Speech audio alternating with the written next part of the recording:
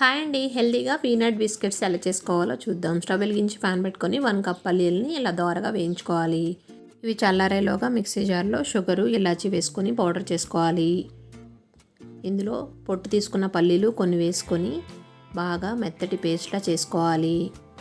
ఈ పేస్ట్ని ఒక మిక్సింగ్ బౌల్లో వేసుకొని బాగా మిక్స్ చేసుకోవాలి. దీంట్లో 2 టేబుల్ స్పూన్ల గోధుమ పిండి, 1/2 టేబుల్ స్పూన్ బేకింగ్ సోడా వేసుకొని మొత్తం బాగా మిక్స్ చేసుకోవాలి. పల్చగా అనిపిస్తే ఇంకొంచెం గోధుమ పిండిని యాడ్ చేసుకోవచ్చు. టేస్ట్ కోసం, ఫ్లేవర్ కోసం 1 టేబుల్ స్పూన్ నెయ్యి వేసుకొని బాగా మిక్స్ చేసుకొని పక్కన పెట్టుకోవాలి. స్టవ్ వెలిగించి కుక్కర్ని ప్రీహీట్ చేసుకోవాలి. ఒక బటర్ పేపర్ కానీ లేదా గీ రాసుకున్న పేపర్ని ఒక ప్లేట్లో వేసుకొని ఈ విధంగా బిస్కెట్లను చేసుకొని దీనిపైన గార్నిష్కి పీనట్స్ని వేసుకొని కుక్కర్లో ఈ ప్లేట్ని పెట్టుకొని 20 మినిట్స్ లో ఫ్లేమ్లో కుక్ చేసుకోవాలి. ఇలా బిస్కెట్స్ అంటకుండా ఉంటే బిస్కెట్స్ రెడీ.